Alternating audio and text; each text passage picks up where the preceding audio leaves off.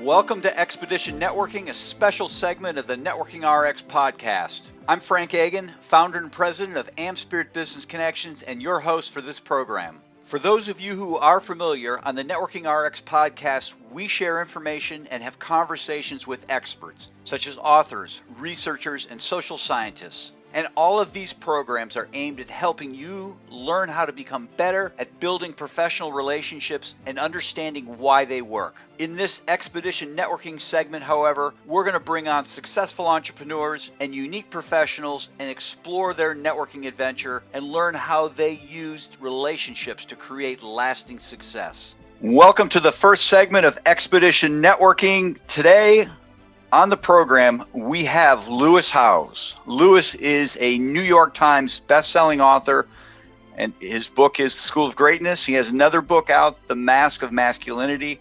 He is a lifestyle entrepreneur, high-performance business coach, and keynote speaker. He's a former professional football player, two-sport All-American in college. He's a current U.S. men's national handball team athlete. He hosts a podcast, a top 100 iTunes ranked podcast, The School of Greatness, and catch this, which has over 300 million downloads and over 1,000 episodes since he launched it in 2013. Lewis was recognized by the White House and President Obama as one of the top 100 entrepreneurs in the country under 30. And then Details Magazine calls him one of the 5 internet gurus that can make you rich.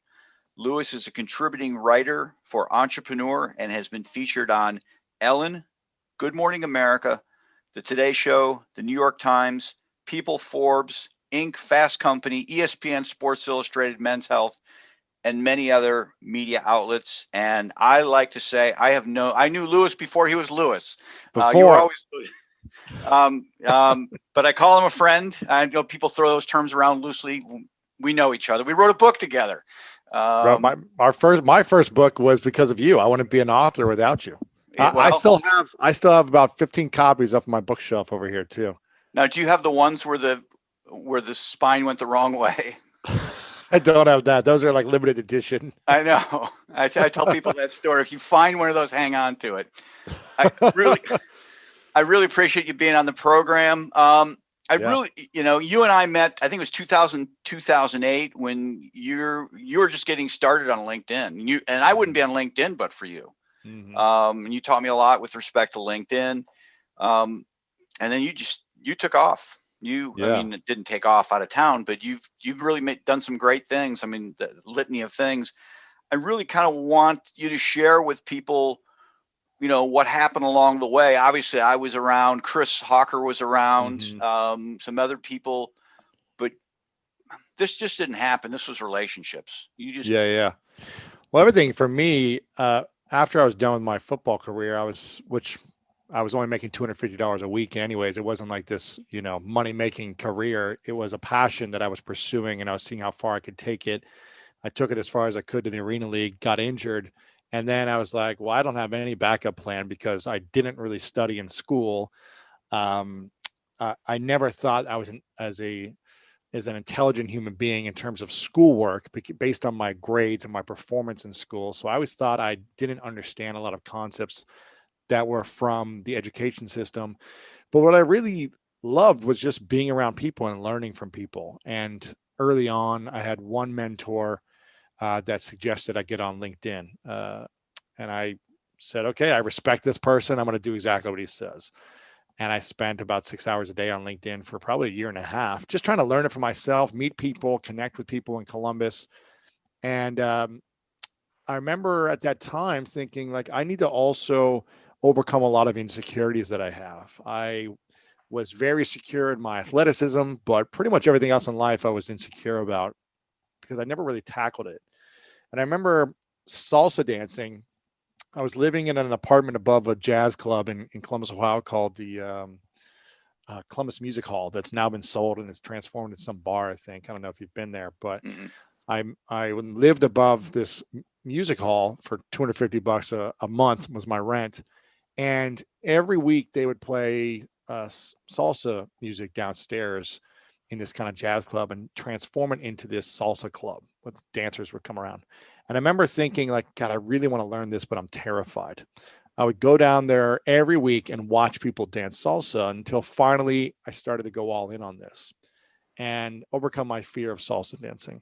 While doing this, I met some interesting people. And one of the men I met, um, he always looked like he was having a great time. He was always dressed very nice. And I remember asking him, like, what do you do for a living? What's your career? And he said, I'm a professional speaker. I go around the country, I speak, and I get paid to speak. I go, really? I go, that would be amazing, but I'm terrified of speaking. I ended up asking him for some advice. We had Starbucks at the Barnes and Noble at Easton Town Center. And I'll never forget, like he's the one who got me into Toastmasters. And he was like, if you want to overcome your fear, you got to join Toastmasters. From that's how I met you. I was in that first week, I was going around to different Toastmasters in Columbus and seeing what types of clubs were quality and which ones were good. It must have been in that first 2 weeks because I went to like 5 different Toastmasters clubs within a couple of weeks. I went to one of the Toastmasters and you were speaking, and I was really inspired by your delivery, your ability to connect, just your passion, your creativity as a speaker. And I remember, I think this is how we met, is like I was stealing food in the back of the room. You weren't stealing, but well, it was free food, but I was like, oh, I'm going to take this. And I was like stuffing it in napkins in my pockets. And I think you came up to me at some point and you're like, what are you doing? And I was like, I don't have any money to get any food. And there's some free bread here. I'm going to take as much as I can. And you were super kind and said, I'll take you out to lunch. And I think we went to a diner right across the street or something. Yeah. And you were a massive influence in my life during that kind of year and a half being in Columbus, trying to figure out what are my skills going to be? How can I get some opportunities? And you were a great mentor in guiding me in public speaking, but also learning about networking and kind of the professional networking world, which I really didn't know about. But I loved people. I loved connecting with people. I just didn't understand, okay, there's this thing called jobs that people have, and there's this thing called businesses. And in order to grow either one of these, career or business, it's really good to have a network. And at the time I was using LinkedIn and trying to figure all these out. So you were really instrumental in teaching me how to build relationships in the offline world, where I was learning the online style of networking, from how to build a profile to how to email people the right way to get them interested in opening the email and replying to you and building a relationship. So I was kind of learning both worlds, this digital world of networking and the real world of networking from you, and experimenting with things, going to meetings, hosting networking events. I started hosting LinkedIn networking events and meeting people and all these things.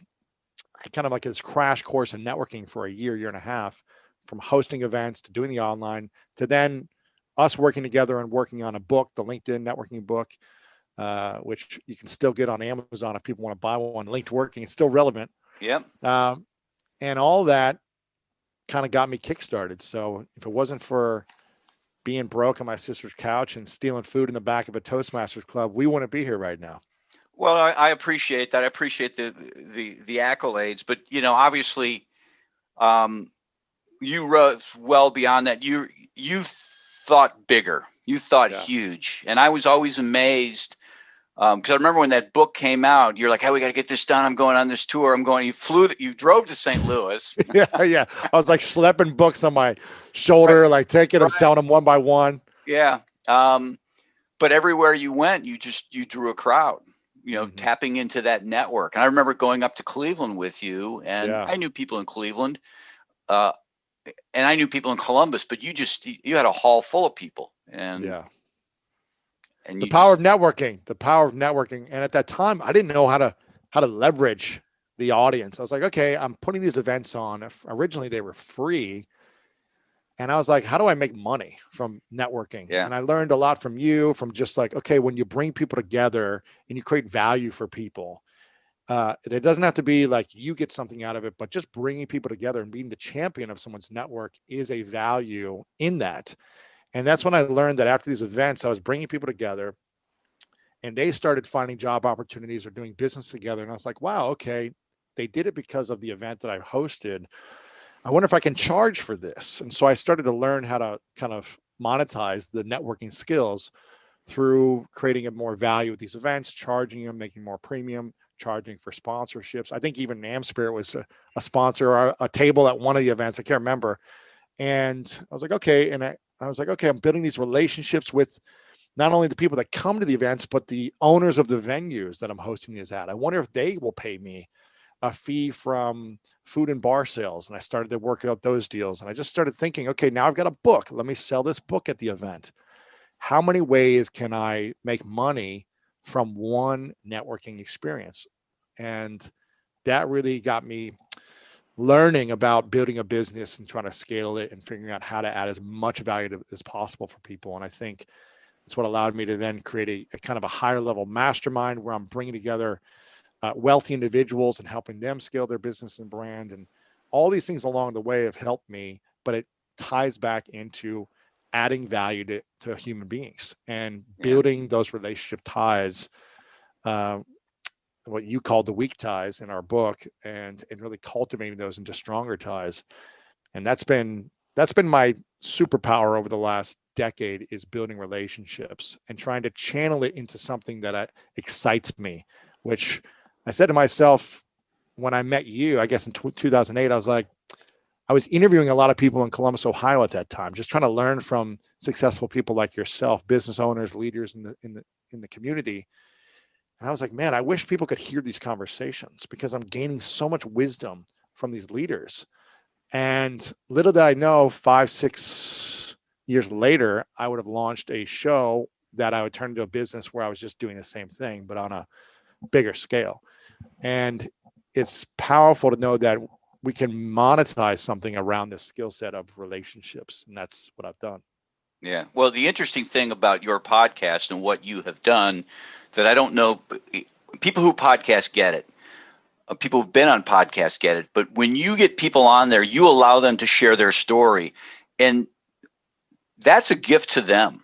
Yeah. Everyone thinks, okay, it's, Lewis gets this. No, Lewis is giving this. And I know you've had 1,000 episodes. Kobe's been on there. You allowed Kobe to have a platform that he doesn't get in the media. And most of these people don't get these things in the media, and you allow them really to be themselves. It's somewhat unscripted. And that's something that, again, that adds value. That's a huge value to people. Huge value. And I'll give you an example. I had in the last month, I've had 3 mega billionaires on. Yesterday, I posted an episode with the 11th richest man in the world. He's worth 50 billion. His name's Charles Koch. He's kind of a controversial leader, but he's got the largest privately held company in America, 130,000 employees. I interviewed John Paul DeJoria, who is, I think, worth $3 or $4 billion. He created John Paul Mitchell and Patron tequilas. And then I interviewed Ray Dalio, who I think is worth 20 billion, who's wrote a book called Principles. 2 of these interviews haven't come out, but it's interesting because, okay, not only am I creating a platform for them, but all 3 of them, after the interviewer said, Ray Dalio's got this, I don't know, massive boat where he does exploration in the ocean or something. He's like, you need to come on my ship one day and come and see what we're doing and how we're exploring the ocean. John Paul DeJoria afterwards, he's like, I live in Austin, Texas. The next time you're there, call me. We'll go to lunch. Charles Koch, who lives in Kansas, 11th richest person in the world. He's like, when you're in Kansas, come say hi to me. I want to meet you in person. These were 2 of them over Zoom. And it's like, okay, I'm creating a platform and I'm able to monetize that through advertising and sponsorship. The show is free, but I'm monetizing that way. I'm able to build my audience and offer value to my audience, the consumer, but I'm also adding value to the person I'm interviewing by creating a platform where they can share their story or promote their book or whatever. And I'm building a relationship with that individual. So there's a multiple win-win-win scenarios when you build a relationship and add value to that individual. Yeah, that's the key, adding value. And I think that's where people get hung up, is they don't know how to add value other than maybe giving a discount, which is really just a business transaction. Right. Doing something for nothing is how I've learned over a decade is the best way to add value, and literally expecting nothing in return. Opening up, sharing all my secrets, giving the exact strategy of something, even if it's someone who's going to be a competitor for me, I'm willing to share everything, how I've done stuff, how we run our business, how to launch something, and connect them to the right people. Like, I want to do that, even if it may not be in my favor in the short term, or if it might give someone an edge over me in the short term. I know that it'll always come back around. It may be a year, 5, 10 years, but it'll always come back to me. At least that's the mentality I've had since the beginning, and it's always worked out. Yeah. Well, I mean, I call it believing in karma, right? I believe in karma. Yeah. Hey, what can I do for you? You know, what do I owe you? It's like, listen, I believe in karma, and, here's what I'm about. If you can try and help me, great. But I believe in karma. I don't keep score, right? We don't, Yeah. I know that about you. Mm-hmm. So you were a professional athlete, played football. Were there other sports you would have played if you could have? I mean, I play with I wish I was I mean, I love basketball. I was probably better at basketball, but I just wasn't taller. Yeah. And so I had to transition and say, well, how could I take this athleticism to another level? And football was that. I didn't start playing football until I was a sophomore in high school. So I really felt like I was behind on learning it. But I play with the USA men's national handball team currently. And it's still a passion of mine, even though I might be at the tail end of my playing days with them, as I'm 37 now, and all the guys are like 23, 24. So it's hard to run a business and be in a relationship and do all these other things while these guys are playing every day in Europe, practicing, and stay competitive in something. But that's something I love, and I just love all sports. Yeah. Yeah. If you could meet one person from history, who would you want to meet?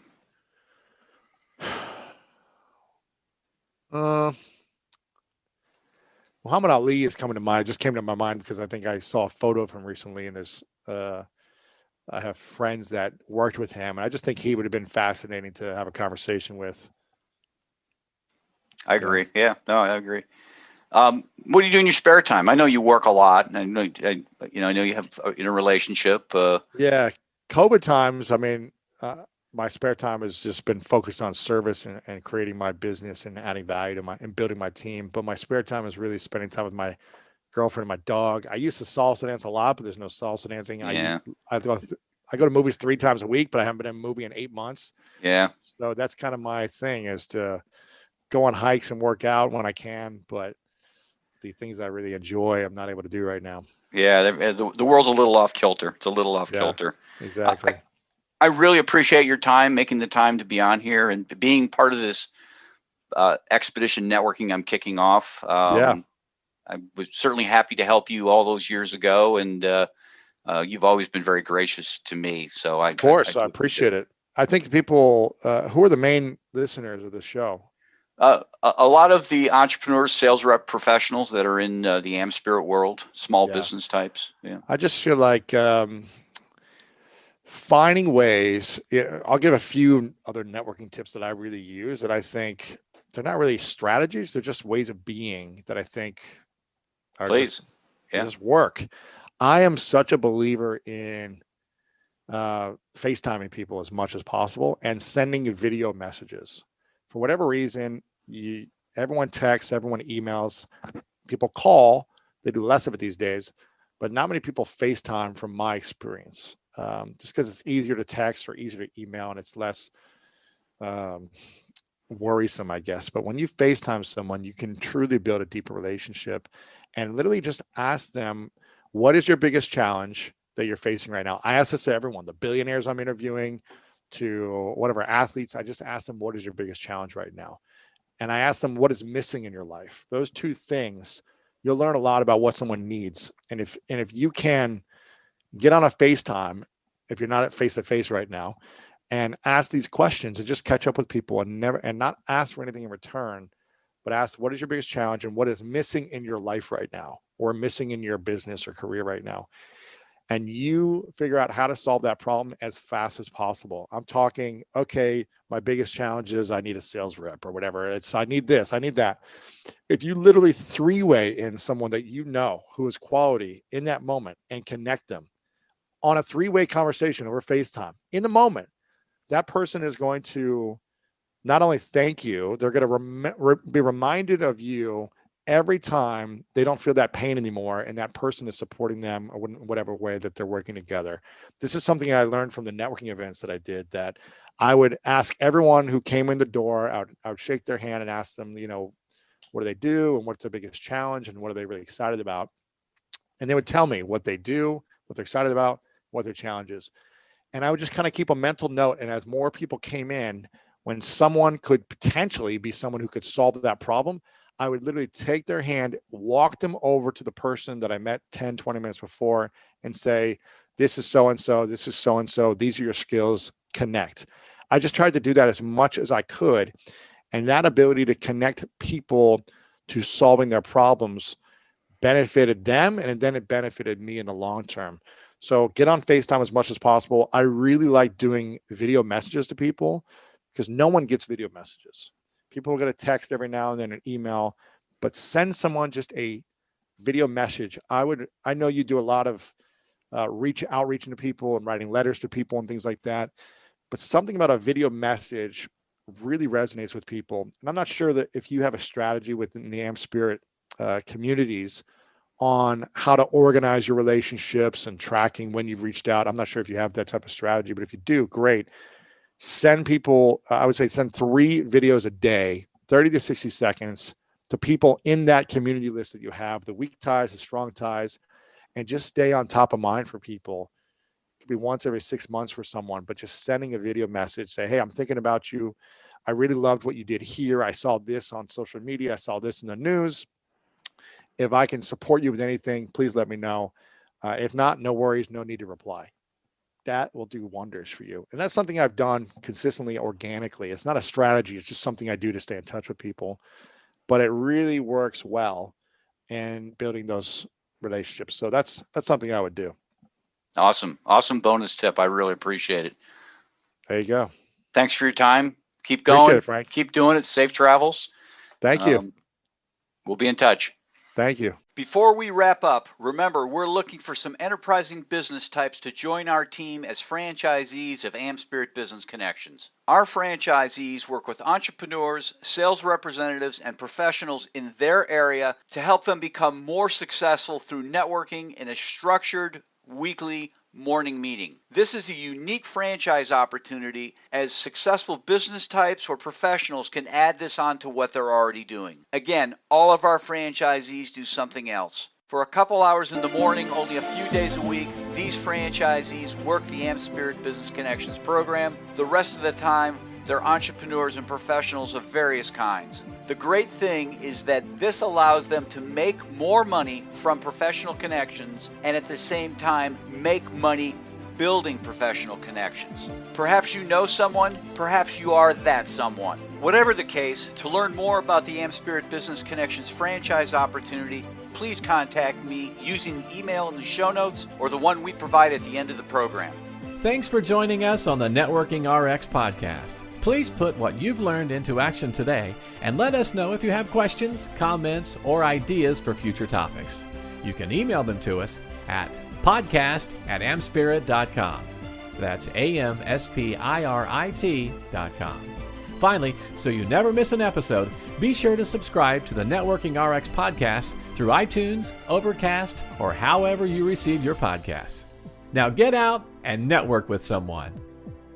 The Networking RX podcast is the copyright production of AmSpirit Business Connection. All rights reserved.